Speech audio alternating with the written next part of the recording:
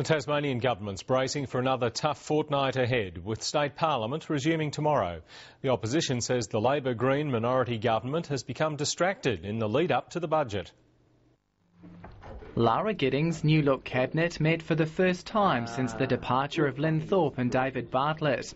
It contains a number of familiar faces, plus a couple of not-so-recognisable ones. I've spent a large part of the weekend going through briefs and coming to grips with the extent of the new portfolio. And of course the issue of the budget will be an issue at the forefront of our minds. The Premier came face to face with one mother facing tough economic times at the launch of the Red Shield appeal. Every week I'm borrowing.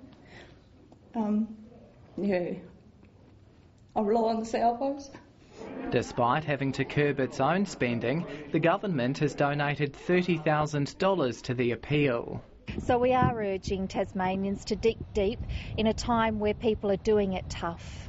A lack of funding has forced one of the state's largest charitable organisations, Colony 47, to close its popular Hobart drop-in service. It's been a sanctuary for the homeless and people with drug and alcohol addictions for 30 years. The opposition will focus on the economy and the rising cost of living when state parliament resumes tomorrow. This government has shown itself to be unstable, distracted, more concerned with itself than the interests of Tasmanians. We are the first government to have a cost of living strategy. The government has denied it tried to slip out details of a review into Forestry Tasmania by announcing it while the new cabinet was being sworn in. This review is an opportunity to look at the business of Forestry Tasmania, see what's happening to it and where it ought to be going into the future. It's been welcomed by the Liberals and Greens. Forestry Tasmania has been trashing our forests and losing money doing it for far too long. When I said we should have a review of Forestry Tasmania, I was criticised by the government.